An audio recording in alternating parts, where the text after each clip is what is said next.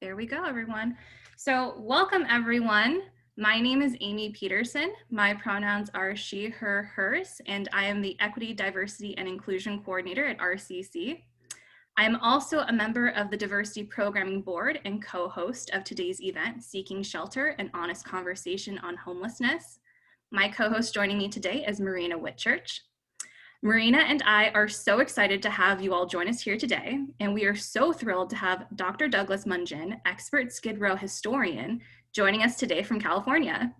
So Dr. Douglas is a communication studies professor from Solano Community College, and Dr. Douglas's research explores issues of homelessness, specifically the area of downtown Los Angeles called Skid Row. His work covers the history of social policies, everyday lives of the unhoused community, and issues of gentrification. Oops. So there we go.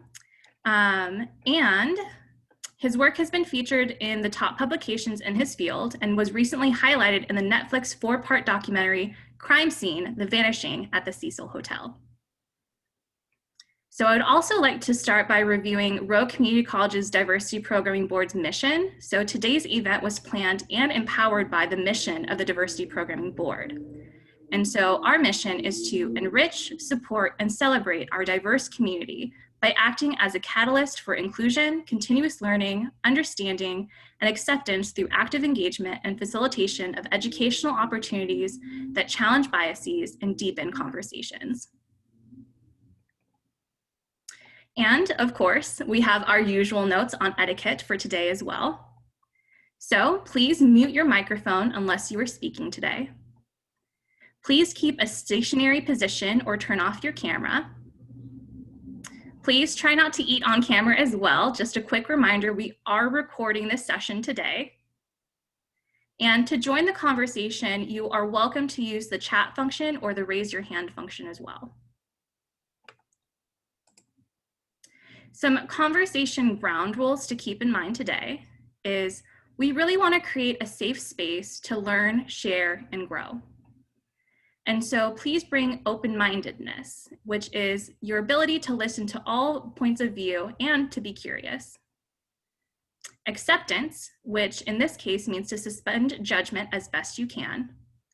Respect, which is seeking to understand rather than trying to persuade or convert. Discovery, which includes questioning old assumptions and looking for new insights. Brevity, which is to go for honesty and depth, but don't go on and on as well. And sincerity, speak only for yourself about what has personal meaning. And we do have particular guests in addition to Dr. Mungeon who are joining us today, including the Mayor of Grants Pass, representative from RCC's Veteran Services, Ozzy's Cupboard, and Human Services. And so I'm going to turn over to Marina, who will help to guide us through an introduction. Hello and good afternoon, everyone. I'm so grateful that you could join us today. First of all, I would like to welcome our guest speaker, who is just a wonderful and longtime friend of mine. And I have to get a little gushy here for a moment.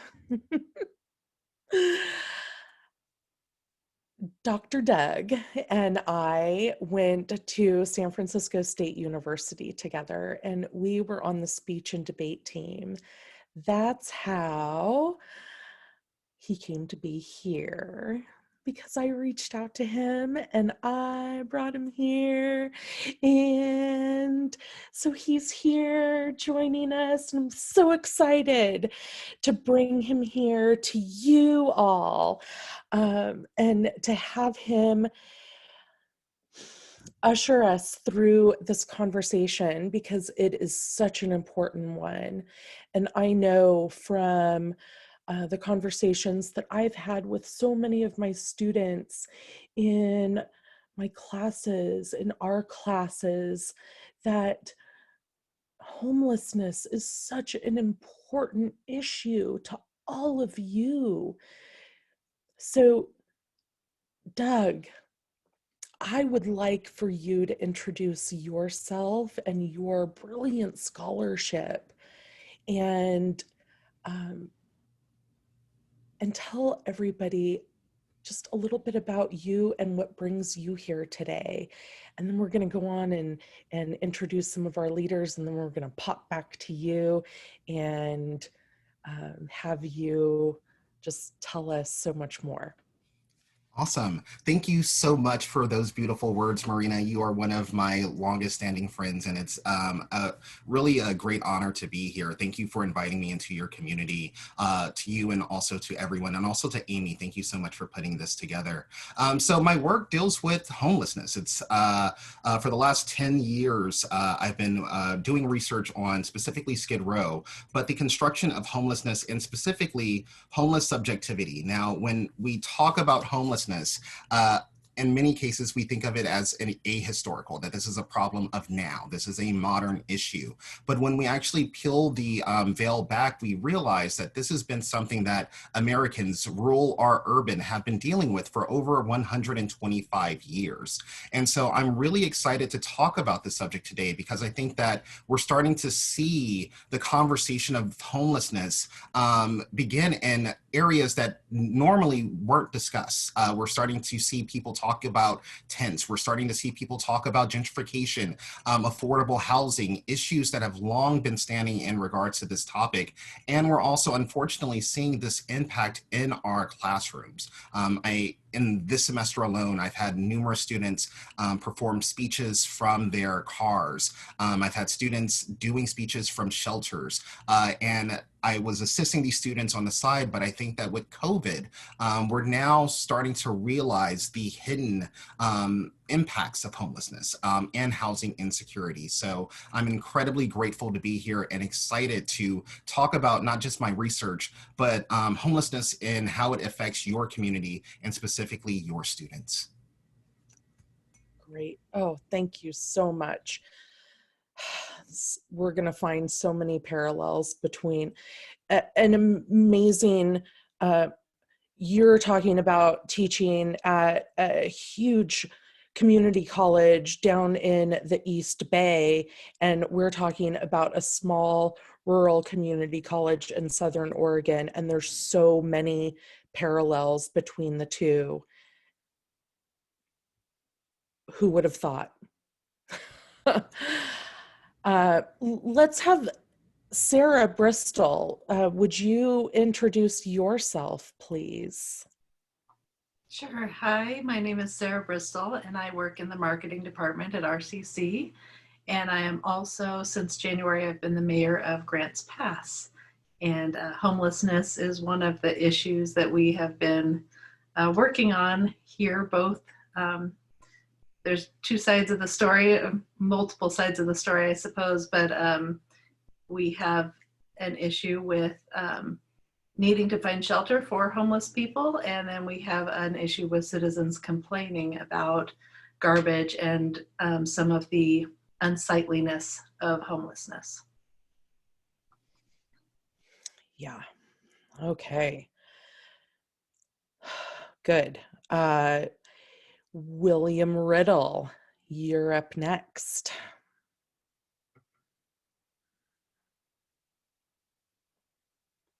Is he here? I saw him come in. He's looking for the mute button. I can see him now. Maybe.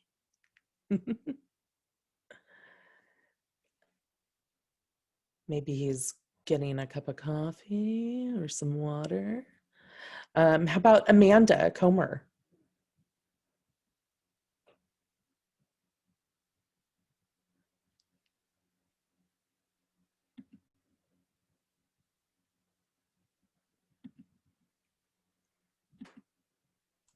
I don't see Amanda logged in. No. I'll check on her. Okay, great. How about Nikki Johnson?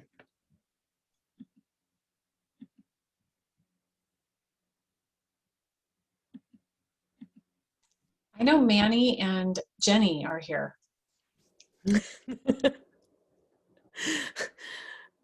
Okay, let's go with Manny. Hello, everybody. As my camera is trying to focus, there we go. There you go. Thank you for inviting me to this very meaningful and necessary event. My name is Manny Pacheco. I am a full-time faculty member here at Rogue Community College. I teach in the social sciences department. I teach in a variety of disciplines, but specifically that one discipline, they both address is both psychology, but more so, my courses in sociology really do address this aspect of homelessness. And so I'm just happy to be part of this event. And thank you, Dr. Doug, as Marina has so personally addressed you. Appreciate you taking the time to be here with us. And I'm really interested in the history of Skid Row because I have read several different books on the history of Skid Row and things like that. I come from San Diego, so Skid Row is not anything that's a new concept to me. So thank you for being here, and I look forward to hearing more. Great. Wonderful. Jenny Jackson? Hi, everybody. My name is Jenny Jackson. I work with student government right now in leadership. I'm the advisor of ASG RCC, our Associated Student Government. Been doing that for about 13 years now. Before that, at Rogue, I worked with the transitional program, people who were entering into college, and addressed a lot of those basic needs and had to have some hard conversations. The reason I'm here today is I work with the Diversity Programming Board, and I saw the email about this conversation coming up. And my reason for attendance is a little bit more personal. I was homeless when I was a teen and have a lot of experience of overcoming that. And in my years here at Rogue, I have been interviewed when we used to have a student newspaper. I was interviewed by a young reporter that wrote a big piece on that. They saw me in a play where I stepped forward and said that I've been homeless, and they were kind of surprised to see a faculty member who has experienced that. And I'm pretty straightforward and honest with my opinions on it. I honestly sometimes can be a little tough on homeless people because I've been there, and I know how hard and challenging it is, but I know that there's a lot of resources out there, and I love being able to connect people with those resources and to just share my experiences to help. And I'm really excited to be here. It's nice to meet you, Dr. Munchen. Thank you all for inviting me and including me. Great. Thank you for being here, Jenny, and sharing your story. All right. I think Will is on now. Hi there, I'm Will Riddle. I'm the Veterans Service Worker, Veterans Coordinator on the Riverside campus.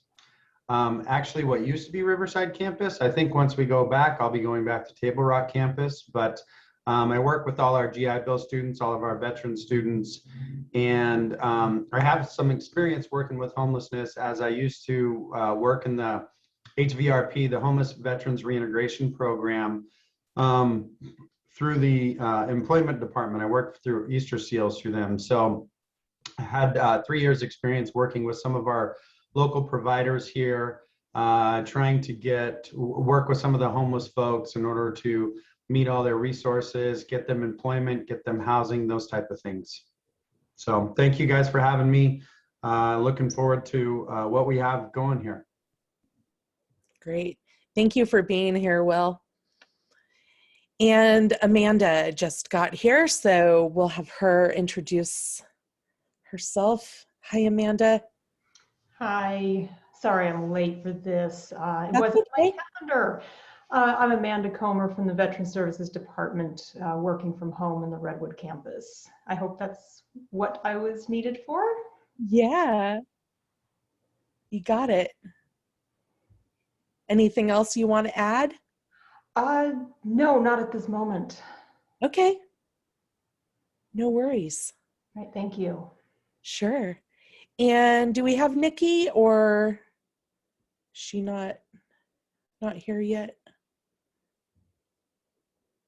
I have not seen Nikki yet, but I think that we can go ahead and get started more fully, Marina. Okay, great. Well, then let's bring it back to Doug. And there's the full room. Look at all these amazing people. Oh, yeah. This is a great room. Thank you, everybody, for being here. And I'm going to bring it back to Dr. Doug and turn it over to him. Thank you so much for being here. So Doug is going to talk with us. And if you have any questions, go ahead and put them up in chat, but we're going to let Doug talk for a little while. And you can, like I said, you can certainly put your questions or comments up in chat, and we'll try and get to them. Maybe if they fall in line of where he's at in his talk, he might slip some answers in if he sees those questions. Otherwise, we will we'll do a bunch of Q&A and a full discussion at the end. And yeah, all right, I'm going to turn it over to you, Doug. Awesome. Thank you so much. I'm going to share my screen in a couple of seconds, and there we go. All right, so the title of today's talk is Homelessness, an American Epidemic. For a long period of time, I think that most Americans viewed homelessness as an issue for like the urban landscape. But now we're starting to see homelessness reach issues in rural areas and towns that never experienced it before. And what we're now seeing is that people are finally taking note that this is something that needs to be addressed.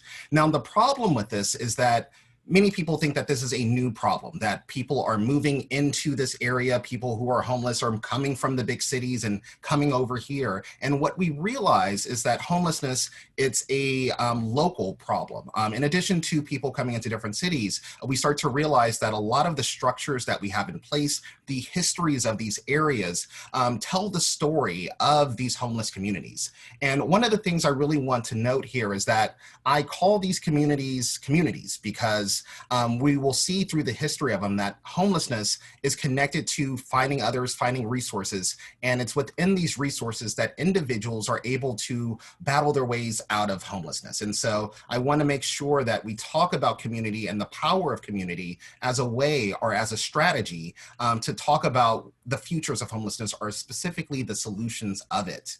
But before I begin, I want to kind of talk about the magnitude of where we are at. So in the past 5 years, we have seen a steady increase in homelessness across America. We're seeing the rates since 2015, homelessness has increased 2% every single year. So in 2020, 580,000 people, or about 18 in every 10,000 people in the United States, experienced homelessness or housing insecurity. And 6 in 10 people experiencing homelessness, or 61%, were staying in sheltered locations, and nearly 4 out of 10 of those were unsheltered. And so these are the visible signs of homelessness that I think that we all see, the people living in tents, etc. But for most of the homeless population, we don't really see them. Many of them are living in cars, they're living in shelters, they're hopping from kind of room to room, wherever they can really find shelter. Now, the number of people experiencing homelessness nationwide increased by 2%, or 12,000 people. And this marks the 4th consecutive year that has happened. And it's actually increased by over 10% since 2010. And this overall increase in unsheltered homeless populations, we're starting to see this rise. And especially with COVID-19, we're actually starting to see individuals who are no longer homeless. We're starting to see more housing insecurity, and it's going to be very interesting in 2021 and 2022 to see the impact of this. We realize that we are in an economic downturn, and usually when that happens, there is an increase in homelessness. So it's incredibly important that we talk about this issue now before it gets out of hand. Now, when we say homelessness, it's We normally think of places like Skid Row or specifically California, like San Francisco, and it's true that 28% of people experiencing homelessness actually live in California. The West Coast actually accounts for over 40% of the homeless population in America. So Washington, Oregon, California, this is the hotbed of homelessness in our country. And so California accounted for more than half of all unsheltered people in this country. And so this is nearly 9 times the number of unsheltered people in the state of Texas, which is its next highest number. And Oregon ranks 7th with over 14,000 people in the state with homelessness. Washington ranks 6th with over 17,000. So we start to see the numbers are immense when we talk about this issue, that we're talking about sheltered homelessness, but specifically unsheltered homelessness too. And so one of the really interesting parts that I'm starting to really delve into is this aspect of hidden homelessness, specifically in rural areas. And this kind of talks, hopefully this will talk to what you are experiencing right now in Southern Oregon. 7% of rural residents suffer from homelessness. And we have a term for this, and it's called the hidden homeless, normally we look to big urban cities, but many rural homeless people we don't see. They're often sleeping in woods, campgrounds, cars, abandoned farm buildings, and other places that aren't intended for habitation. Now, what's really interesting in the last 3 years is that we're seeing a outbreak in wildfires in California, Oregon, and specifically the West Coast. And what happens with these wildfires is that this hidden population, this hidden homelessness is starting to come into cities and other areas. And so the population that we didn't really see exist, or we kind of, we didn't want to admit exists, is now coming into where we live. And so we're starting to see the hidden homeless become visible. And so the reason why is because the national poverty rate is 14%. When there are poor people, it's hard to find homes, especially in regions like Oregon and California, where the housing crisis is crazy, where affordable housing is incredibly hard to find. And so in addition to this, 64% of rural counties have high childhood poverty. And for anyone who grew up poor, you know how hard it is to, break that cycle of poverty and how much you have to go through in order to get there. And so when we talk about homelessness, it's not going to be a one quick fix solution, that we are talking about systemic issues that we need to address. And unfortunately, part of this hidden homelessness is our students. Many of you, I was talking to Marina earlier, and she was talking about many of her students performing speeches or talking to her in cars, students relaying to her that, they are homeless or suffering from housing insecurity. And that's something that we experience a lot in California with our student body. And it's something that's rising nationally. 39% of respondents to a national survey of 2-year students, of community college students, our students, admitted that they were food insecure in the prior 30 days. 46% of these community college students say that they were housing insecure in the last year alone. And 17% of these students in this national study responded that they were homeless in the previous year. And so these are our students, the students that sit down on our desk, the ones on Zoom that aren't, that we see their black screen and only their name. These are the people who are turning in their assignments, and these are the people that need our help. And so it's really important that we discuss this issue. And so I kind of want to transition and talk about my work and how I got here. So recently I was on a Netflix documentary about Skid Row, and unfortunately they labeled me the Skid Row historian. I am not a historian. Many historians got very upset by that. I'm a communication studies professor. I specifically look at performance studies and the creation of spaces and identities. And so when I look at spaces, I look at the history of these spaces, how they're created, who inhabits these spaces, what type of culture emerges from these creations. And one of these spaces that I decided to, spend a majority of my life looking at and researching is the area of Skid Row. Skid Row, for those that don't know, it is a 10-block area in downtown Los Angeles. It is the largest homeless community in the entire world with over 29, LA County has 29,000 homeless individuals, and Skid Row houses 30% of that homeless population, with the majority of homeless services in Skid Row. So when you see Skid Row, it's filled with people who are living on the streets, people living in single room occupancy hotels, etc. So the reason why I decided to really delve into this work is because I'm a child of homelessness. In 8th grade, my parents lost their home and we had to sleep out of cars. We had to hop from apartments to apartments, and we didn't really know where we were going. When I was a week before I was born in 1982, my father was a manager at a Jack in the Box. He called in a robbery. The LAPD showed up, and instead of arresting the robber, the LAPD shot my father. And so they broke his foot, etc. And so if you see baby pictures of me, there's pictures of my dad hopping along in crutches. For the next 5 years, my father was in a lawsuit with the LAPD. During that time period, he became addicted to crack cocaine, like many other African-American men in Southern California and LA during that time period. And so my history comes, the reason why I study this is because I have this direct connection. But about 11 years ago, my partner gave birth to our first child, and my father gave me a call. My father and I were estranged for about 10 years. I didn't know where he was living. He told me that he's currently living on Skid Row. And I was like, whoa, this is crazy news. You're living on Skid Row. This is the place that we always feared that you would end up on. And so I visited my father on Skid Row. And we would talk about his life and what he was up to. And apparently he was arrested. And once he was released after a couple of months in jail, they dropped him in the middle of Skid Row and gave him a phone number to a service that will help formerly incarcerated individuals. And from there, for the last 10 years of his life, he lived on Skid Row. He worked on Skid Row and he started to volunteer and got his life together.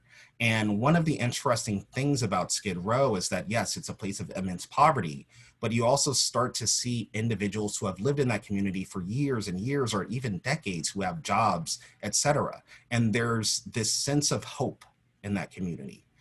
Skid Row is interesting because it is a service center ghetto. And what I mean by that is that most of the services for people who are homeless, people who are suffering from addiction, are housed in Skid Row. And in the 1970s, this was actually a plan that was developed by the city and developed by nonprofit workers to place most of the services for homeless individuals in downtown Los Angeles. Unfortunately, there became a homeless boom in LA. And so the services were no longer able to keep up with the amount of people there. And so Skid Row became overrun with people. And unfortunately, you start to see really bad cases of abject poverty. And unfortunately, we start to see other states bringing in mental patients, bringing in incarcerated individuals in the middle of the night and dropping them off in the middle of Skid Row. In my research, I detail several cases of people who were admitted into a mental facility. They were released and put on a Greyhound bus with a ticket to downtown Los Angeles, Skid Row, with nowhere else to go. And if you have ever been to Skid Row or have seen sights of it, it is a very scary place to be. And so Skid Row represents this place of hope for the people who have lived there for a long period of time, but also, unfortunately, it's a place of trauma for a lot of individuals. It's a place of being at rock bottom. And so my research tries to attempt to understand this dichotomy of how can this place represent hope, but also represent our darkest nightmares of, American capitalism. It also details how this place comes to exist. And through the research, I realized that it's not only because of governmental policy, it's also because of different social structures across Los Angeles, but also California. And so today I'm going to talk about the history of homelessness, specifically how we have talked about homelessness for the last 100 years, because I think that influences the ways in which we approach it now. We approach homelessness from a ahistorical model, and unfortunately, by approaching it from this lens, we are unaware of some of the policies of the past that has led to this moment, but also we are unaware of the mistakes that we have made. And so my work attempts to undo some of the mistakes of past policies by talking about what we can do in the future to solve this issue. Unfortunately, Skid Row at this current moment, it's a place of needed care, and it's a need of more resources. In the past 2 weeks, the city of Los Angeles has just decided to spend over $2.5 billion to address homelessness in the last 2 to 3 years, in the next 2 to 3 years, in preparation for the 2028 Olympics. And so the Skid Row that I've been researching is changing overnight. But unfortunately, very much like the past, there are big promises, and we will see if those promises are met, because those promises have come along many, many times. But right now, I want to quickly talk about homelessness as a subjectivity, as a class of individuals in American society. That when we talk about homelessness, it's really interesting that we will, like, it's addicts, it's this, it's that, but we realize that homelessness, and specifically the homeless subjectivity, has a long history in our American psyche. So our earliest iterations of homelessness begins with the hobo. The earliest iteration of subjectivity appears in the early 19th century with the emergence of the railroad. Young men would find temporary work laying railroad tracks, and when that work was done, they would illegally ride the trains from city to city looking for temporary work as farmhands in rural areas or factory workers in urban centers. And so what's really interesting about this is that homelessness, specifically as a class of people, wasn't defined just by urban homelessness, but there was rural homelessness, and it was an issue that local establishments attempted to work through. There wasn't really a federal plan or a state plan. Homelessness was viewed as a local issue. Unfortunately, the crash of 1892 spurred an increase of homelessness in American society. So we started to see more and more people become homeless or lose their homes at the end of the 19th century. Now, entering into the 20th century, we start to see industrialization in our urban centers, and we start to see Taylorism emerge as kind of the philosophy of the American worker. And so this move to the progressive era and efficiency also dictated how we looked at the issue of homelessness. So during this time period, we start to see the emergence of worker homes, or start to see the emergence of places where formerly homeless individuals can stay for a couple of days, but they have to work their way through it. And so homelessness at this point in time was viewed not necessarily as a condition of the economy or because of social factors or even personal factors. It was framed as an issue of laziness, of moral character. That if you were homeless, it's because you want to be homeless. That if you work hard enough, then you won't be homeless anymore. Now, I'm saying this, and most likely you're starting to hear the echo of some of the rhetoric that we still have today. And we start to see the emergence of that rhetoric during this time period of moral character attached to the issues of poverty and homelessness. Unfortunately, though, in the 1920s, we have the Great Depression. And what emerges in the aftermath of the Great Depression is the largest scale homelessness in American history. The emergence of HOOVERVILLES, named after Hoover, the president during that time period, who many people blamed for the Great Depression.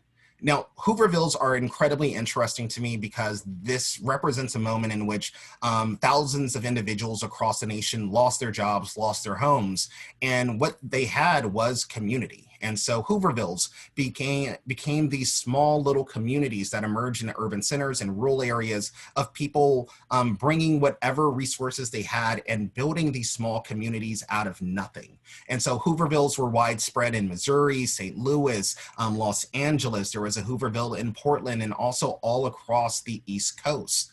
Now, what I'm really interested in these Hoovervilles is this idea of communitas, developed by Edith Turner. And these are spontaneous communitas is a feeling that comes unexpectedly and unites various individuals. It defies deliberate cognitive and volitional construction, is at the opposite pole to social structures, that is the role sets, and status sequences consciously recognized and regulated in society and closely bound up with legal and political norms and sanctions. Basically, what these communities were these spontaneous communities to help one another out, understanding the lack of resources and pulling those resources together in order to build yourself up.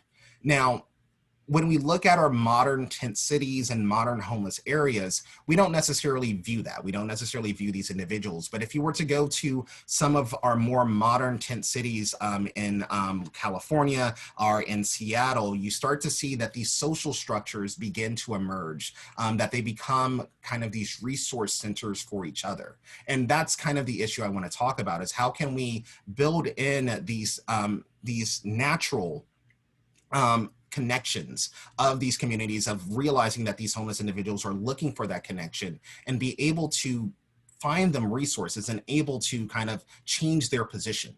And so Hoovervilles were responses to a lack of social services, very much like our tent cities are today. They are responses to lack of social services, a response to a lack of affordable housing, a lack of jobs, a lack of education in some areas. And we're starting to see that emerge in our own society today. Now, what's very interesting for me about Hoovervilles, and especially its connection to our modern day kind of tents and homeless communities, is that these communities were marked as dangerous, and specifically issues of trash and race become key in talking about these particular areas. And it mirrors some of the rhetoric of the 1930s. In one particular case, the Seattle Times had an article in 1935 where it details a stabbing in a Hooverville community. And so in this particular media coverage, it states, a huge Negro with a gold tooth stabbed two other Black men on June 24th, 1934 at the climax of a house party. The author, while being hesitant on calling the shacks houses, shamelessly gave a monstrous depiction of the Black attacker and of King George's Place, the home of the victim whom the author mocked through a liberal use of italicization and apostrophes. These exaggerated, almost barbaric descriptions were central to the sensational journalism style that helped to widen the gap between Black civilization and rowdy Blacks, who represented only a sliver of the Hooverville community at 29 out of the 700 men in the spring of 1934. Now, what's really interesting about this particular case is that it mirrors some of the language and rhetoric that we start to see coming out of these in newspapers or accounts of tents, where we talk about the trash, where we talk about the violence, where we talk about fires coming about from these communities. And it's really important that we realize the rhetoric that's being involved, that these are people. And that we need to make sure that we are addressing people and not sensationalizing this issue, because once we sensationalize it, it's hard for us to actually fix the conditions of these individuals. Now, in 1932, Hoovervilles were widespread. Actually, one of the largest Hoovervilles during this time period was actually in Washington, D.C., that were made up of a group of veterans. The veterans had a Veterans March on Washington, D.C. in 1932 in regards to getting compensation for World War I. During this time period, the federal government promised to give compensation for veterans, but delayed that compensation until 1945. We were in the middle of the Great Depression. The veterans were upset, and so they decided to camp out on Washington. So for 6 months, we had one of the largest Hoovervilles in our state capital, in our nation's capital. During that time period, the federal government sent troops to break up these Hoovervilles. Large skirmishes emerged in these Hoovervilles in which veterans fought against police during that time period. Within 1934, over 50 veterans and police officers were killed in skirmishes in these Hoovervilles. So in 1934, there decided to be a solution, that something needed to be done. And so we have what is called the Federal Transient Program. And so this federal transient program took individuals who considered themselves homeless or looking for work and shipped them across the country to public service jobs in order to do that work. One of the more famous pictures of this time is the migrant worker, the migrant mother of a young Oklahoma mother who comes to Salinas, California to work in the fields with her children. We start to see the emergence of people from the Midwest and East Coast come out to the West in order to find jobs and stability. And so the Dust Bowl migration saw over 400,000 migrants move to the West Coast. One of the more interesting bits of history during this time period is the California bum blockade. So in 1936, the state of California, specifically the city of Los Angeles, were upset by the amount of people coming into their city, taking their resources, being a strain on their tax base. And so the LAPD chief of that time period decided to set up a border at the Oregon and Nevada state lines, in which LAPD officers, in addition to Oregon state officers and Nevada state officers, denied entry to most Dust Bowl migrants unless they were able to prove that they had a job waiting for them or to prove that they had money in their pocket in order to survive. And if a person looked run down or if they looked like they were in trouble, they were immediately sent away or arrested. And so during this time period, we start to see some of our earliest cases of border patrol, specifically against poor migrants from entering into the West Coast. And so you start to see kind of the criminalization of homeless people during this time period. And so other factors that kind of led us to this particular moment is the second migration of African Americans from the South to specifically the West Coast. Over 3.5 million African Americans during this time period left the South and East Coast, moving to California, Portland, Washington, specifically because they were able to find higher skilled jobs that paid better than the conditions on the East Coast or the South. We also see an increase in urbanization in the 1960s. So we start to see affordable housing becoming an issue where it's harder to find housing. And also the white flight of the 1960s and 1970s, which took money away or took a large tax base away from these urban centers into more rural and suburban areas. Now, the modern homeless epidemic, the one that we still see today, comes about in the 1980s with the drug boom. I know in Oregon for the 1990s, you had a serious methamphetamine problem. In California and other states, we also see the explosion of crack cocaine and heroin and other drugs impact lower income communities. And so we start to see more individuals becoming incarcerated or addicted to these drugs. But also in the 1980s, we saw a defunding of mental hospitals throughout the West Coast and the nation.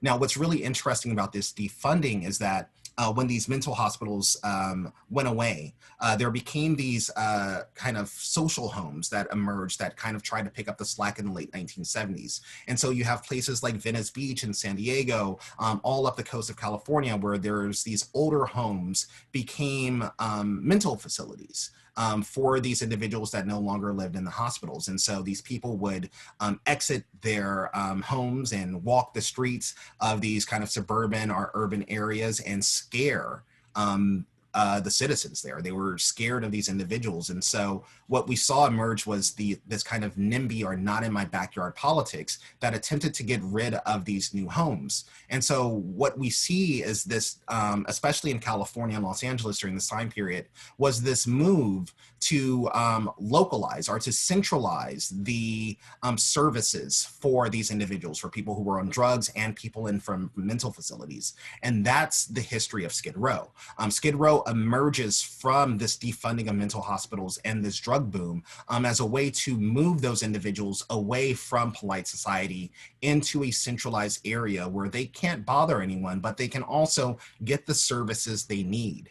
Now, unfortunately, in the 1980s and 90s, with the increase in drug use, we also start to see a tough on crime era emerge. And so more and more people are becoming incarcerated. And once they're incarcerated, they have nowhere to go. So they are taken.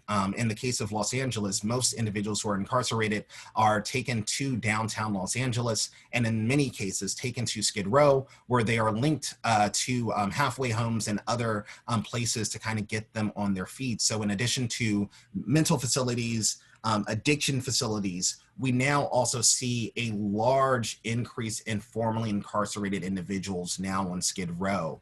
But also you have, in addition to homelessness, you have people who are LGBT population who were kicked out of their homes with nowhere to go, Skid Row being the place where you had to go. Also individuals who, in addition to that, we also start to see just poverty rates throughout the county and throughout the West Coast continue. But what's really interesting is this issue of gentrification of the early 2000s, that downtown Los Angeles and many other urban centers like San Diego, we start to see more people wanting to move back into downtown. And unfortunately, you have these mini Skid Rows in downtowns now, and that doesn't really jive well with increased property rates. And so we are at this moment where we have these cities, we have these urban areas, we have these rural areas that we are starting to see an increase in property, an increase in people buying homes. The homes are becoming more expensive, but what to do with the homeless population that's now here? And I think that's what kind of frames our current moment. Now, in regards to homelessness, there's a couple of predictors. So very much like an iceberg, when we see the unhoused individuals, we are only seeing the tip of the iceberg. In many cases, it takes a lot for an individual to get to that position. And so there's several indicators, personal indicators and societal indicators, that we need to address before we can start to look for solutions. So the first one is poverty. 11.8% of Americans live in poverty. In order to become homeless, you have to have abject poverty. And so poverty is the #1 factor in regards to homelessness. The second is addiction. Approximately 2.1 Americans have an opioid use disorder.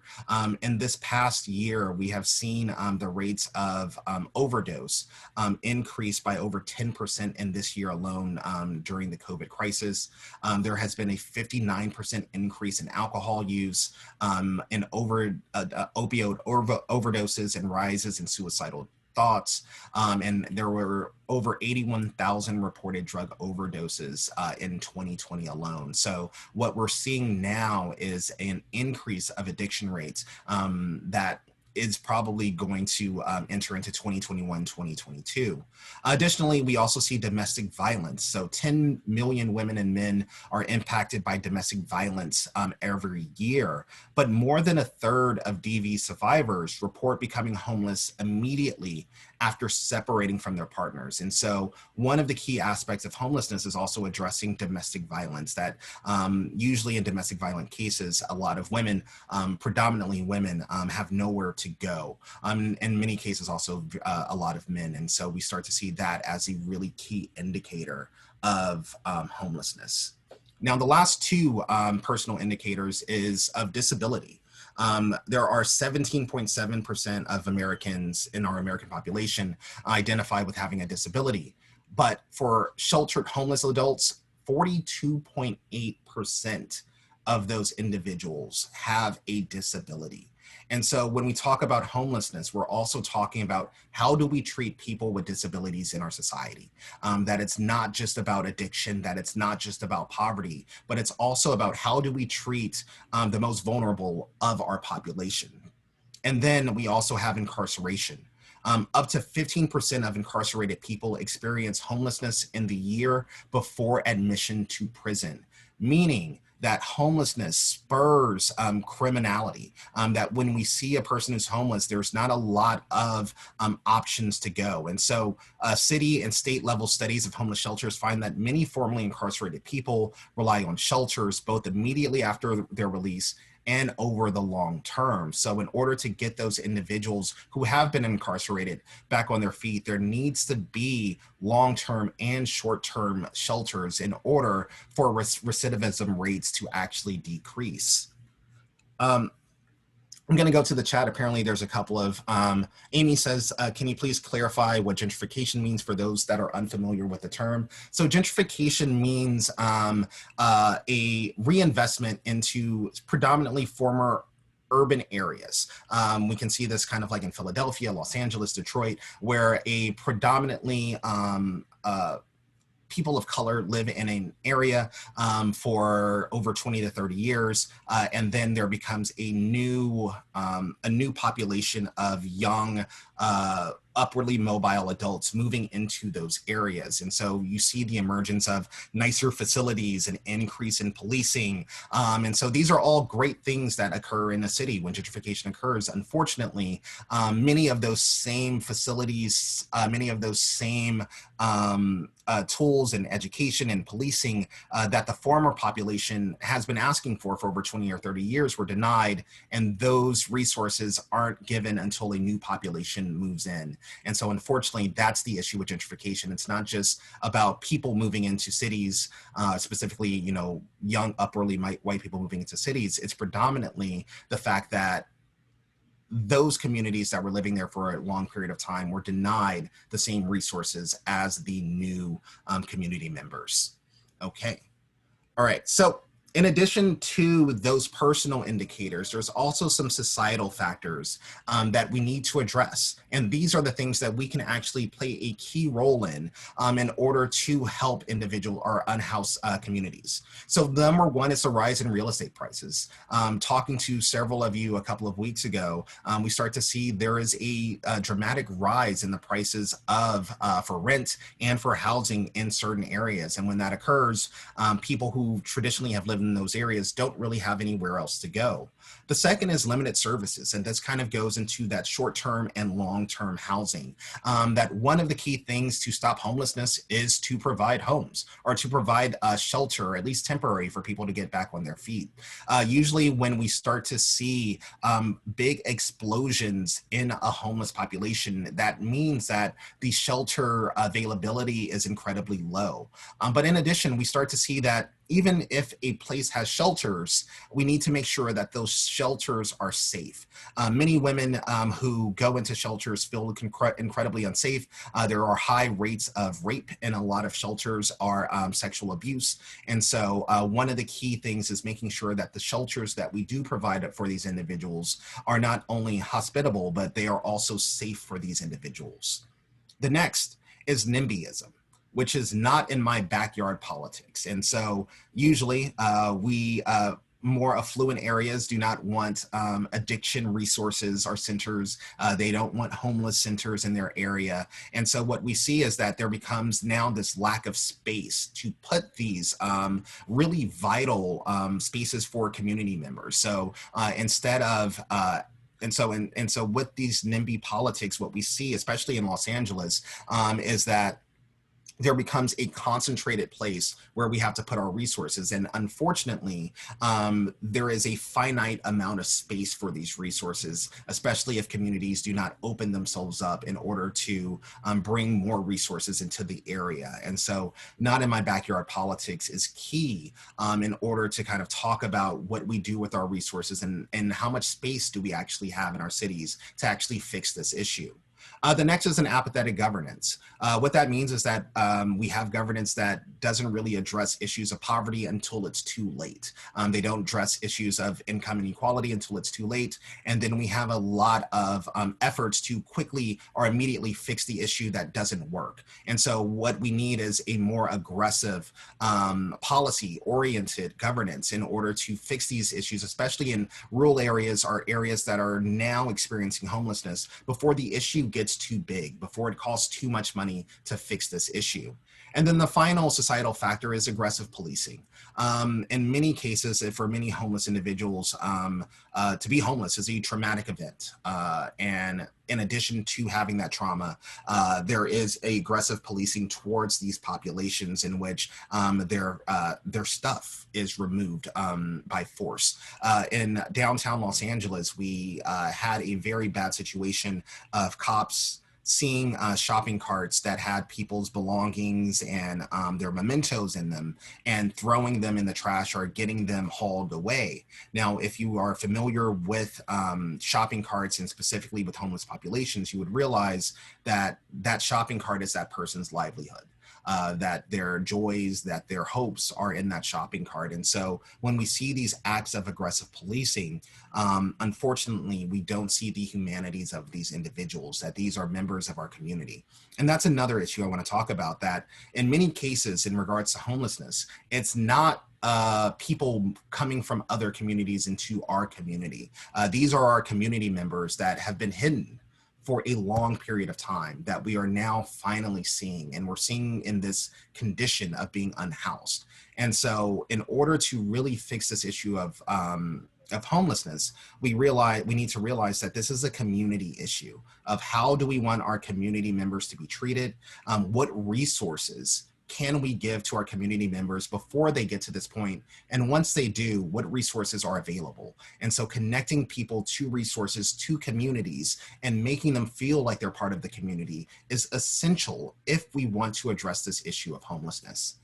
Now, I realize that in your area of Southern Oregon, you've been hit hard with fires. You have the Alameda fire of a couple of from last year, in addition to more wildfires. In addition to that, you also have Grants Pass being the third, I believe Grants Pass is now one of the richest, not richest, but one of the, has one of the highest real estate rates in the country outside of Santa Cruz. And so in addition, so talking about affordable housing is key. And so there are some solutions that we are seeing to be effective across the country. So the first solution is an increase in temporary beds. Setting up shelters so individuals who have the opportunity to get into these shelters is key. And so the first thing that any city does if they want to fix this issue is the increase of temporary bedding. The second, and one that we're starting to see to be incredibly effective in Texas and in Colorado right now, is converting hotels and motels into homeless housing. With COVID-19, it offered this great opportunity to turn these hotels and motels that had immense vacancies to homeless individuals. We realized that homes are important because an individual then has an address. They then feel safe, and once that person feels safe, they are then able to get the counseling or the support in order to find a job. But in order to do that, we need to make sure that we have housing in place. The next is affordable housing. And this one is one that is going to take a lot more discussion, especially in places with rising real estate. More and more people are moving to Southern Oregon from California, rising the rates. So what occurs to those people that have been living in this area for a long period of time, in which the income level is a little bit lower, and you have a new, more affluent class of people move into this area? How do you figure out affordable housing in that case? And then decrease in incarceration. And we're starting to see this all over the country, where lower level incarcerations for drug use and or marijuana use has led to more people being let go of prison. And we're starting to see those individuals being able to rebuild their lives more effectively. The recidivism rates are decreasing. So a decrease in mass incarceration is also key.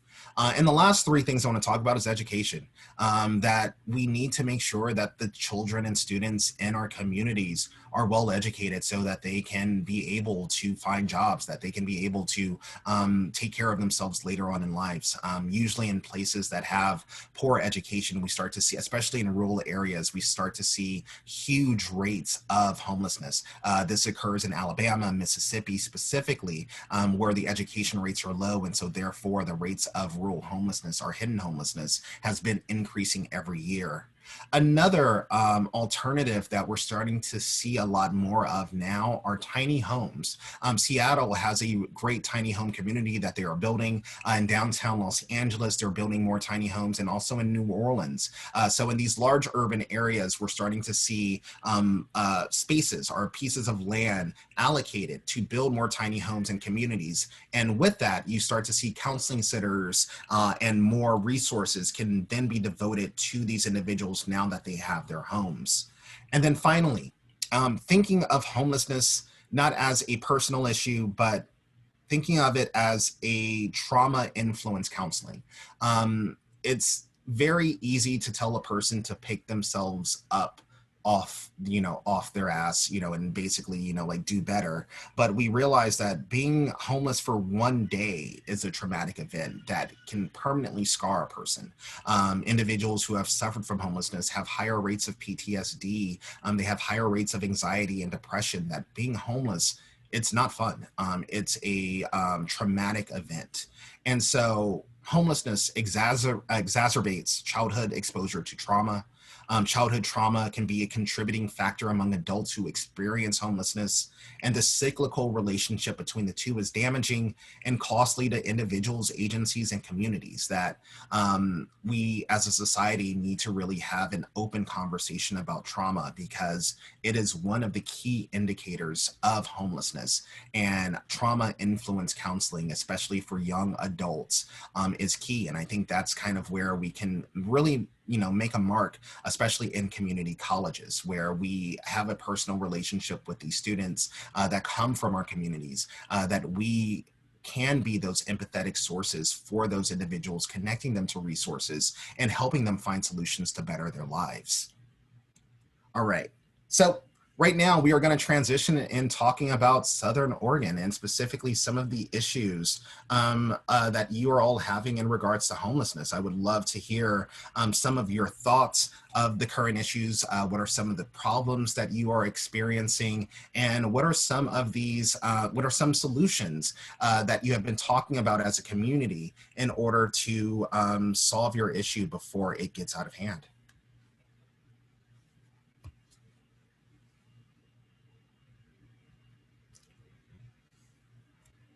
Okay. It looks like in the chat we have a couple of people with some really beautiful narratives. Thank you so much for sharing that, Jessica. Sorry that you had to experience that, but really glad that you are out of that condition currently, and really rooting for you. Thank you so much for sharing that, Jessica. So I'm going to open it up to Marina and Amy again to talk about some of the issues that you have been addressing in your own communities. And thank you so much once again for inviting me. I'm sorry for talking at you for so long. Hopefully you found some of this information interesting and found some connections to your own community and indicators that you are hopefully able to address. Thank you, Dr. Doug. That was a wonderful presentation, and I personally feel like I learned so much hearing from you. And I do just want to bring attention to the fact that within the chat room, I did post a link. If people in the room are interested in learning more about work that's happening locally, you can fill out that Google Doc that I dropped in there, and you can learn more information. More information can be sent to you about local projects like the Foundry Village and Project Turnkey that are going on.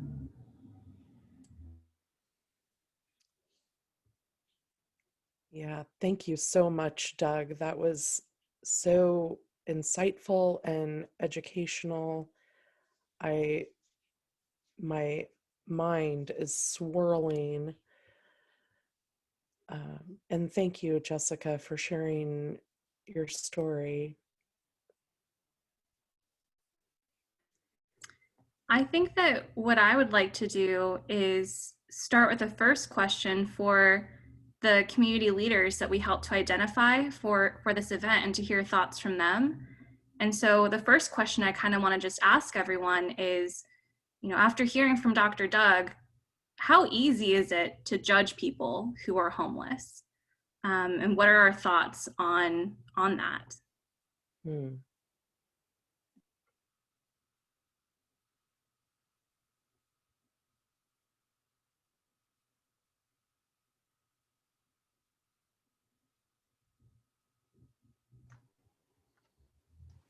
I guess I'll break the uncomfortable silence. Um, I mentioned when I introduced myself that I can sometimes be a little tough on folks that are homeless because I've had that experience. And I know that I found myself guilty of it at times. And you never know someone's story. And sometimes it isn't a good one. You know, and sometimes there's legitimate reasons. And then sometimes there's people that are difficult to deal with and that don't always present themselves in the best ways, but we don't know their backstories. And I can honestly say that sometimes I have been guilty of that, but I'm always willing to give someone some help because I have been there. And I empathize and sympathize, and I know what it took for me to get out of that situation. And I know what it feels like to be alone and scared. And it was a different time for me. I was born and raised here in the Rogue Valley in Grants Pass. And I was a teenager at the time. And once I managed to get myself out of homelessness, I never returned to that position. And I'm very grateful for that.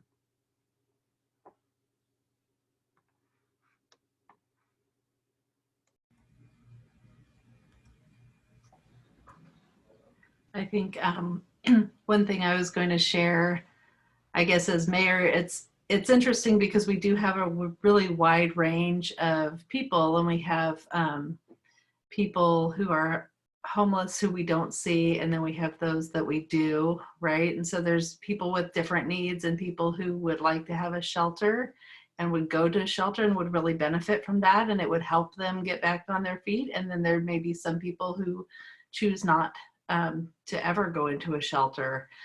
So it's a hard problem to solve because there's so many different aspects to it, but Medford's a little bit ahead of us in terms of having some shelter options.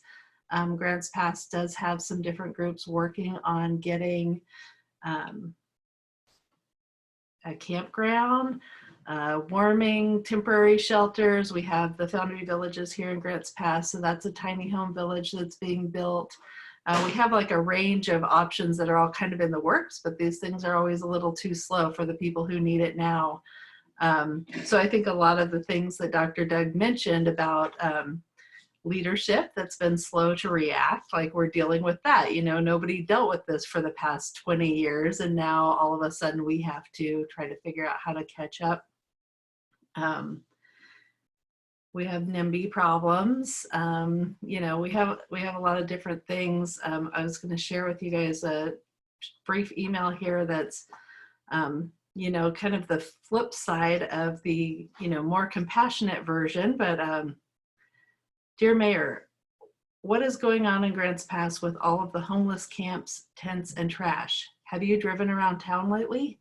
This is absolutely unacceptable on every level. Do you not see how trashy our town has become? If not, you are blind or just do not care. Have you seen the homeless camp with all of the trash everywhere on the hillside at the I-5 North exit?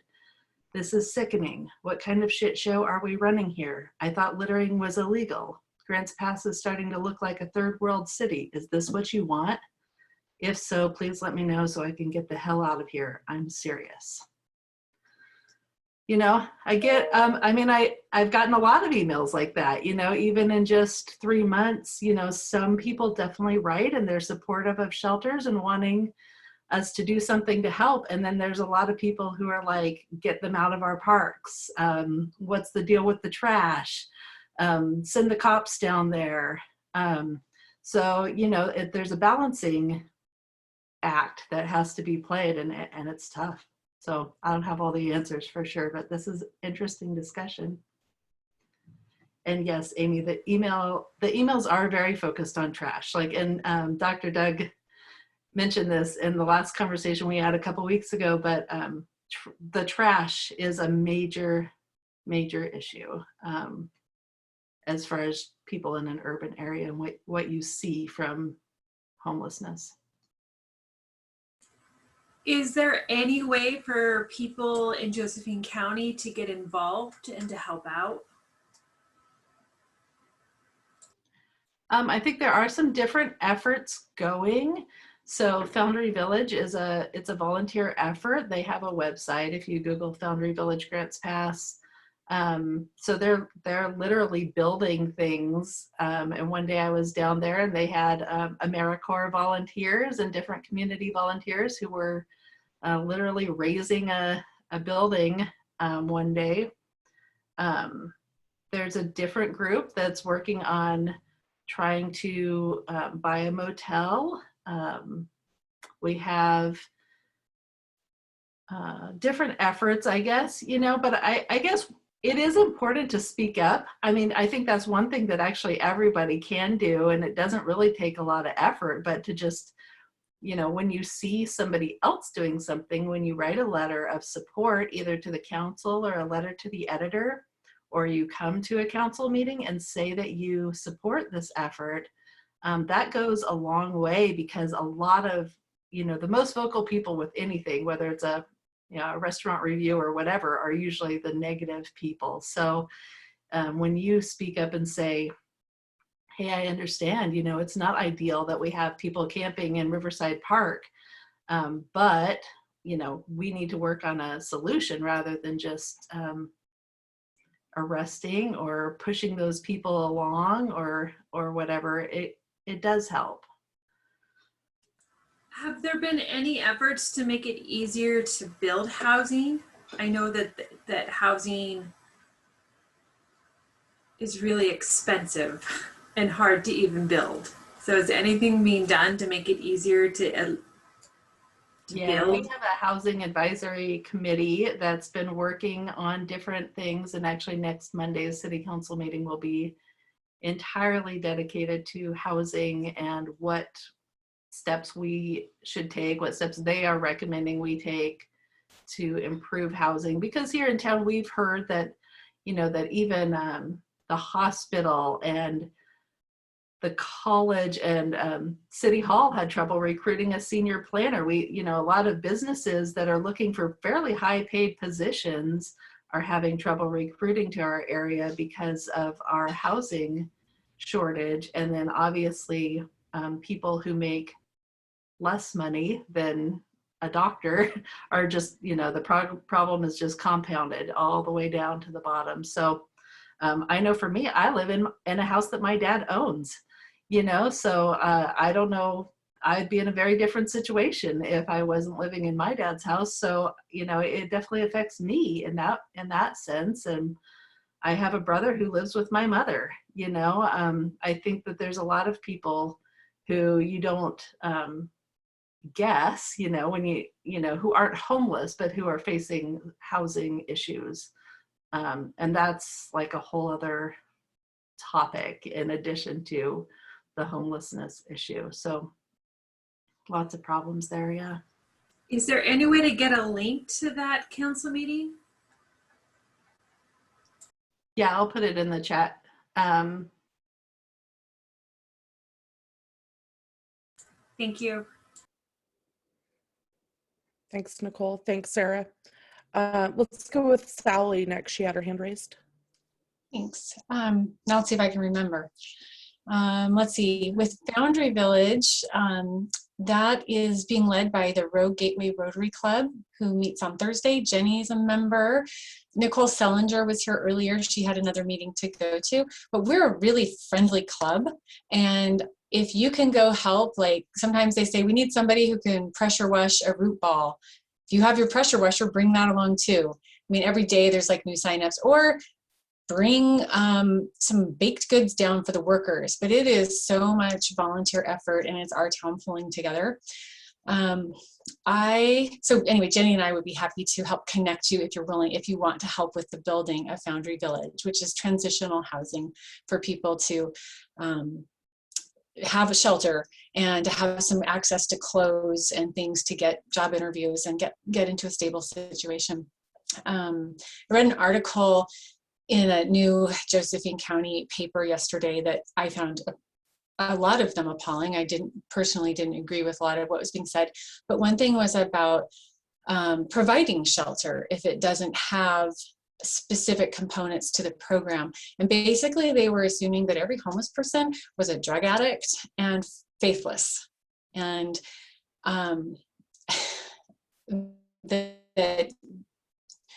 that was just really hard for me to think, you know, like, look at the people here who are sharing their stories. You know, what about your children? And there's so many people who just fall on hard times, especially with all of the external impacts we've had on our environment lately. So one of the questions, or first somebody said about, you know, judging, like, I'm guilty totally. I mean, I especially used to, before I learned as much as I know now, would definitely judge people. And because that's not the lifestyle I had, or like, oh, you must be lazy. And it's such an ignorant view to go, okay, what happened to this person before they got there? And we all want to belong. And I'm going to keep going. I'm going to try to wrap it up. I would say that there's always people who are going to abuse the system, no matter what system that is. But most people want to do better, and most people want to have choices and want the help. I'll stop. Thanks. Thank you so much, Sally.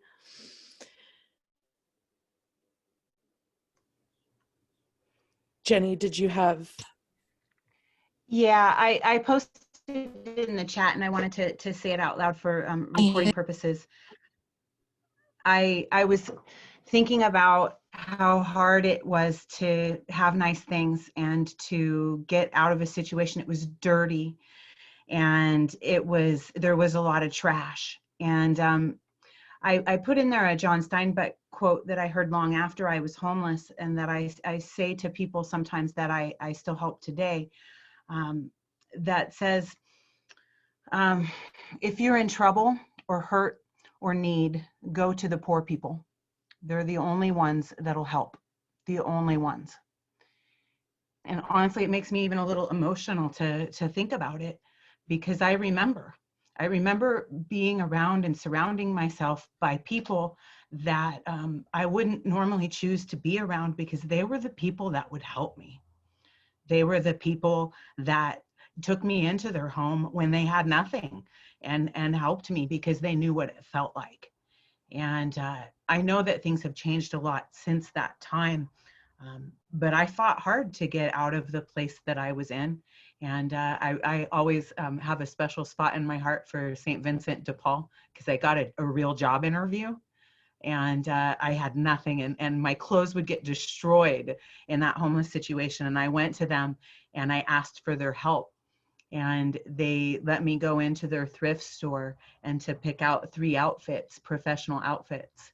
And they hung in my closet for a really long time, and they were kind of awful old lady clothes, but they worked for a job interview, and they helped me to get that job. And it wasn't long after that I got my first terrible rental, and just it's you know, moved from there. And that's I just really, that strikes me a lot about how the people that are willing to help oftentimes are drug addicts or people that share that experience. And there is a mentality and a mindset that comes with it that you sort of have to embrace to survive.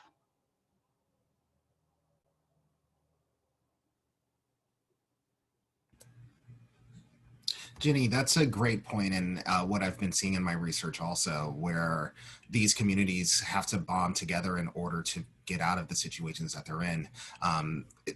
Case in point, Skid Row, where a lot of these individuals go and volunteer and help out years after their own addiction, years after their own homelessness. And so it's within these communities that we're really seeing a push to help each other that I wish that we see from the other outside community also, from the larger community. If we are able to kind of piece those two things together, I think we can really do a lot, you know, we can really benefit a lot of people.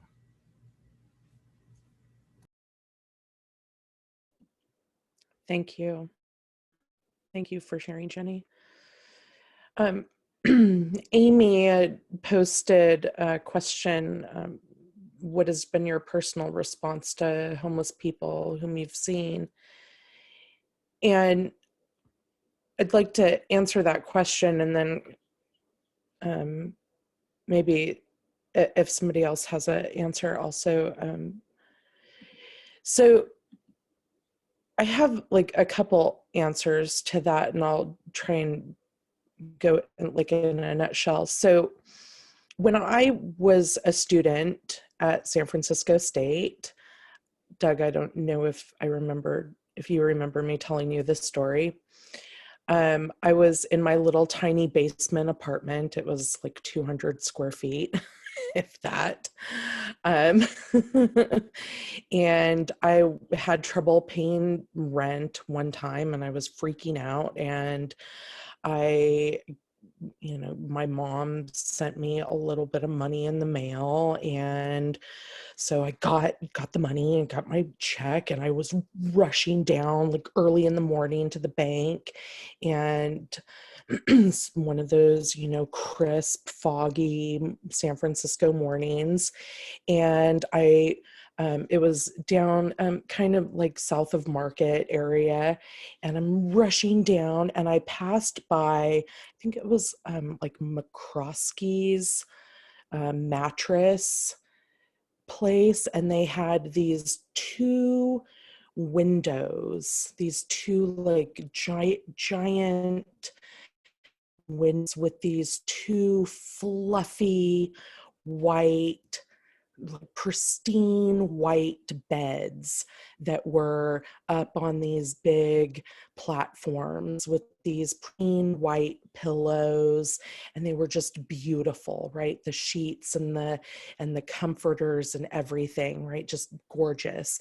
And this was super early, right? Again, like 7 a.m. So none of the stores were opened. And right there in the entryway, in between, not more than 5 feet away of these two beautiful beds, sleeping in like a cardboard sandwich, was this homeless couple. And it literally stopped me in my tracks. And I thought, what am I doing? I'm so worried about my little rent check and my little 200 square foot apartment. And here's two people that are sleeping in between two beds that they can see. How torturous. What kind of torture is that? And that image stuck with me to this day. That image has stuck with me, and it stuck with me through undergrad, through grad school, through me going through a period of homelessness, with my master's degree, thinking to myself, I have a master's degree and I'm homeless? What kind of situation is that? And then I would show up at work and I'm teaching kids who have $300 pair of sneakers on their feet and $700 iPhones in their hands. And I'm wondering what's wrong with this world. And then I come up here, and now I'm looking in this Zoom camera, and I'm seeing kids who are going to school and making it work every single day, plugging away, going to school in the backseat of their car, because that's where they live.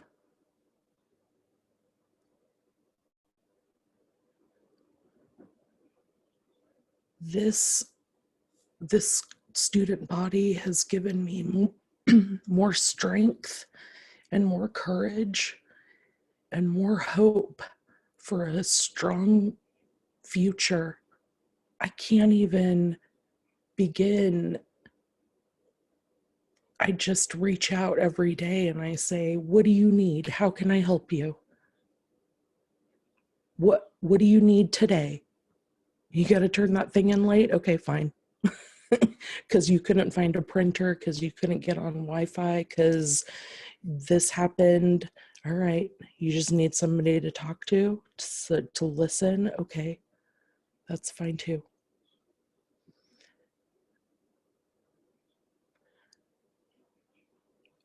So I want to know, and if somebody else has a story that they want to share, but I'm just putting this question out there because I got the seat for a moment. What what can we do as faculty, as staff, as a student body to be there for our fellow students and maybe some of our faculty members? How can we compile our resources? What can we do?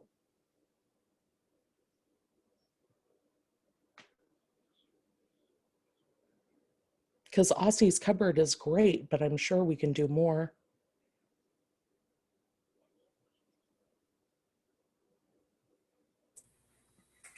I'll go ahead and chime in because I have to go after this. I've moved a couple of things around. I first want to address this notion of, on a macro level, what do we do to bring the community together? Dr. Doug talked about that. I think the first thing is as we've been talking about, folks that are homeless are people. And a lot of times people do not want to see, people ignore people that are homeless. I have talked to several people that I know of and have told me that when people say hello to them and acknowledge them, it makes them feel better about themselves. They do not feel invisible. So the biggest thing that we have got to do is to destigmatize this notion of what it is to be homeless. And I love the fact that Sally was very vulnerable with us, as well as Jenny, and said, look, I have judged. I think we all judge. I'll speak for myself. I judge too. It's part of our human experience. It's when we're aware that we're doing it is when the work can be done, because we're not perfect. It's all about progress, not perfection, so to speak. So I think the biggest shift is we have to shift the perception of homelessness and destigmatize the homeless population in order for us to get any work done, because it's easy to be like, oh, just get a job. I hear people saying that, and we don't live in a society anymore with the old bootstrap theory where you can pull yourself up by your bootstraps and things like that. I'm going to be very vulnerable as well. And I can say that a little over 20 years ago that I was homeless myself. I was out at the VA out in White City, and I was having a difficult time. I came here to Oregon longer than that, but prior to that, I was working on my PTSD issues, and I was connected with the VA, and I was in a VA sanctioned transitional housing. And I was just really having a hard time with it. And I couldn't abide by the rules, meaning that you weren't supposed to drink. And that's what I was doing to contend with my ongoing PTSD issues. I would consume alcohol. I was self-medicating. And so as a result of that, I was asked to leave. And it was a bit rough for a while as well. I can tell you that things changed for me personally. Again, stepping way out of my comfort zone. When I got clean and sober, that's when things started to change for me in a different way. Once I got into therapy for my PTSD issues, things changed, my perceptions changed, and I became more willing to do the necessary footwork to get myself out of that position. And I lived in different types of community housing. I lived in an Oxford house, which is clean and sober living, for about 2.5 years. I started college and I had roommates, and and on it goes. And so I know what it's like. And I am like what Jenny said. I look around today and people talk about all the things that they're grateful for. I mean, I'm grateful, yeah, that I have a car, and I'm grateful that I have this. But I will tell you what, the things I am most grateful for is I got a drawer full of clean socks, right? I have a refrigerator that has some food in it. I now have the ability to take care of this wonderful, wonderful, beautiful dog that I love so much, my canine life companion, right? And those are all the things that I really value quite a bit. So on a macro level, destigmatizing homelessness and humanizing it, right? And asking ourselves, I wonder what happened, not what's wrong with them. And then most importantly, to address what have I done? I haven't done anything at a macro level, meaning like I'm not part of any organizations. However, I carry things around in my vehicle. Recently, I gave away 2 extra backpacks that I had and some coats. When I see homeless folks with animals, I have a case of canned dog food that I got from Costco that I carry around. I have a case of bottled water that I carry around. I have some canned goods that I carry around in a box. As a matter of fact, I just recently bought a canopy for my truck so that I can have all this stuff nice and secure. And when I see these folks, I will stop and talk with them and introduce myself and just have a short conversation with them, and then ask and transition into, hey, would it be okay if? And then that's what I have done on a personal level. I feel for me, that's what I can do in my own very small way. I don't know that it makes a huge amount of difference, but I know in that moment when I'm humanizing a person that I'm talking to, they always have a smile on their face. Unfortunately, I've become a little apathetic as far as at a societal level, what can be done about this, because I see so much infighting going on about what we should do. And then I become exhausted from the division. And then I'm just apathetic really about the whole thing. And then I just become frustrated, and then I just kind of withdraw from really a larger, bigger picture. What can I do to help? So thanks for letting me share. Thank you, Manny. I want to share a bit as well personally, as someone who's helping to co-host this event. Marina and I have talked about multiple times at this point how when we set up this event and we told other people, hey, we want to have an honest conversation on homelessness, people overwhelmingly responded with, I'm so happy you're doing this. I haven't seen something like this before. I've been waiting for people to bring up this conversation, or I wasn't sure how to bring it up or how to talk with other people. And so that's one example of how I've personally tried to do something about this. I have the ability to put on a program. So Marina and I put on a program and we're going to, continue to have these kinds of conversations. I will also share a little story that involves me and my partner as well, where we were walking home after work. And it was, I want to say around 6 o'clock. So it was still bright enough out, not too dark. And as we were walking, we were going through the downtown area. And I happened to see a woman sitting on the side of the street sobbing. And I saw other people walking by as well. And I was thinking to myself, was anyone going to ask her, is she okay? Like, what's going on? And no one did. And so I just kind of turned to my partner and I was like, are we doing this? And he's like, yeah, we're just gonna check in on her, make sure everything's okay. And so that's what we did. I stopped, I asked her, hey, like, what's going on? I see you're crying. Is something wrong? And that's when she shared her story with me of she was homeless.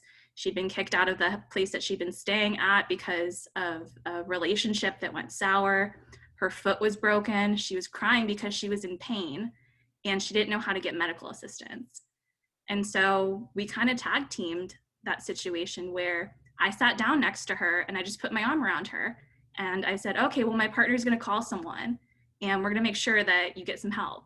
And so we stayed with her until people came and responded. And so where we were at, and this was in Arizona, we had a victim witness services agency, which they would have an advocate with a capital A come and respond with police to be able to make sure that people receive different services in the area. And so it wasn't just a police response, it was also an advocate response. And I am privileged in the fact that I knew about those services because of my job.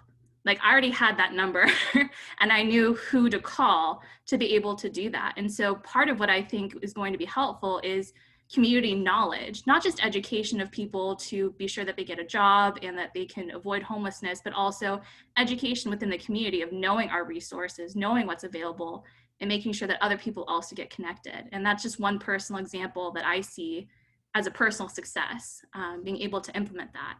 Now, that being said, I was trained in being able to understand how to do that.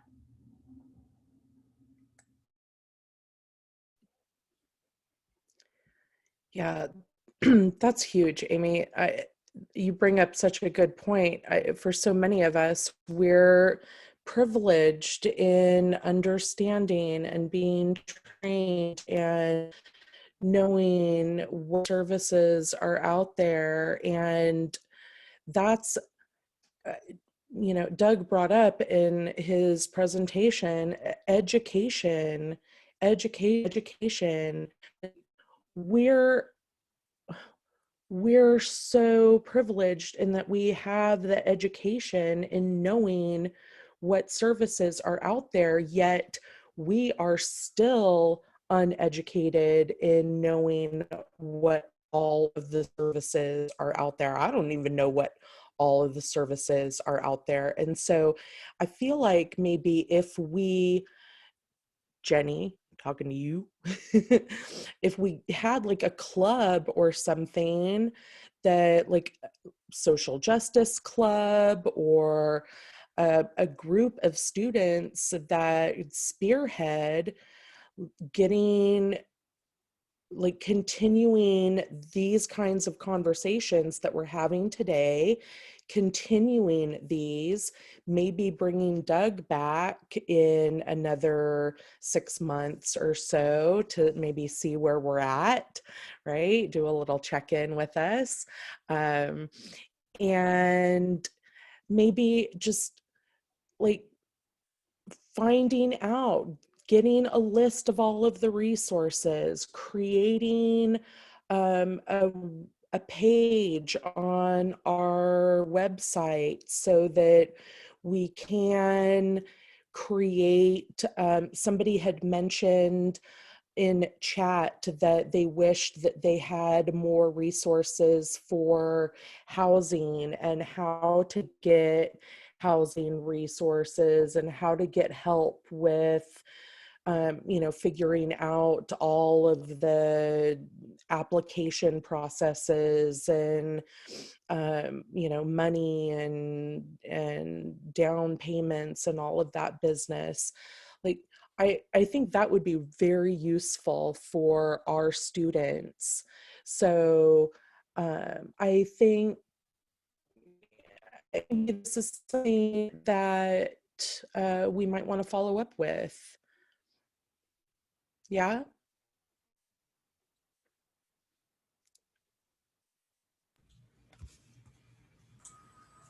It would be nice, and like we hear about the problem, but I know I hear about it and I want concrete next steps. Like, how can I help? And yeah, like what do you need me to show up at a certain time at a certain place? And I'll be there. So Let's just make it happen. Right. Yes. Okay.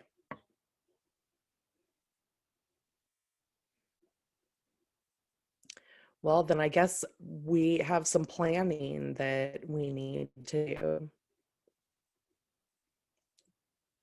A task force. I like it, Sarah. I like the checklist idea too, and that's directly from someone who's recently experienced this, you know. I forget who I was talking with the other day, but this is a little embarrassing to admit. But I am a child of the 70s, and it was in the 90s that I experienced homelessness. And what I did, I was an orphan, and I saw movies. And in the movies, when someone moves to a new town, they would get classified ads and they'd circle jobs with red pens. And that's what I did. And I got a really, really crappy job at Taco Bell during the grand opening of Walmart. And it was one of the hardest jobs I ever had. And the people that, I was sort of living with in homelessness at the time were angry with me about getting a job because they would give me 2-hour shifts. And I think I was making like $4 an hour.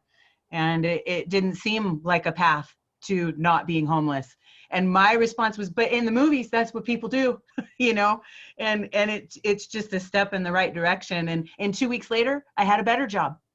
And then I went to school, and education was my saving grace. And I don't think the path is always the same for everyone and how they get there, but it so takes me back to all the free food box places where you can get showers, where you can get clothes, where you can, all of these things. And those of you that know me well know I have a big voice and I have no problem saying, hey, I need some stuff. And I've always wondered how that is different for people that are maybe more timid, or that face more mental illness challenges, mental health, addiction. There's just so many factors that play in. It's such a complex issue that I don't know all the answers, but I know I care. And that I got called out by Marina there, so I'm willing to commit and do what I can. And Nicole, I just love your directness. I put that in the chat, just like, where do I show up? What can I do? Let's get this done. So thank you for that. And thank you all for just being here and sharing your stories and being real and caring.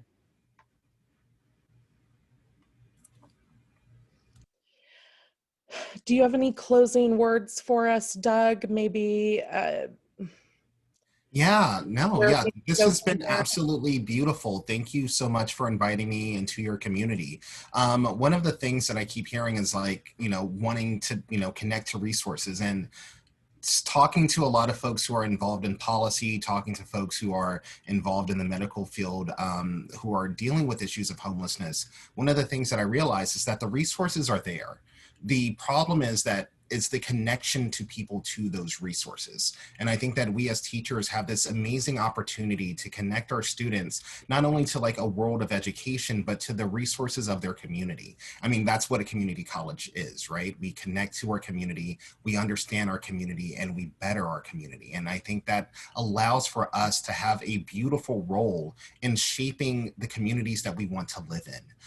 Like I was saying earlier on, that community college students are hard hit in regards to this issue, that there are a lot of them who are timid, who do not express what's going on, or who are suffering from housing insecurity. And I think for most of us, we didn't realize we were homeless when we were probably homeless until a couple of months of doing it, or a couple of weeks. We didn't realize that into some and until years later, we realized like, whoa, that was a really dangerous situation. I'm really glad of the resources people gave me at that time. And I think the same thing occurs with our students, that in many cases, they don't realize that they could be on the precipice of something. And it is our job to kind of recognize that and help them enter into a better situation. I know that there are outside external factors like pricing, etc., but it is up to us to build the communities that we want to live in. And I think in many cases, we become too apathetic to that. And it's the reason why homelessness persists in a lot of areas, where we become apathetic to our fellow citizens, we become apathetic to those who are in pain. until we see the trash, until we see the markings of that pain, until we see the violence of these communities. It's not until then we actually address these issues. And it's important for all of us to do so before it gets to that point. We are in the richest nation in the entire world. It's criminal, the fact that many of our citizens live in the conditions that they do. And in many cases, it's because of trauma, it's because of disabilities, it's because of addiction, it's because of a lot of different factors. But we do have the resources and the opportunity to help these lives, and it's really up to us to do so and build those bridges to those individuals. And thank you all so very much. It was an absolute pleasure. And thank you for everyone for sharing your stories. I think it's moments like that where we share our stories that we realize how connected we are and how divided in many cases we are at times, and how much we really need to reconnect with each other. So thank you for sharing that. And hopefully this inspires you all to link up together and do that work. Tell Nicole where to show up and show up there and get the work done. But it sounds like you are already on a great path, and I'm really excited to see what you guys do in the future.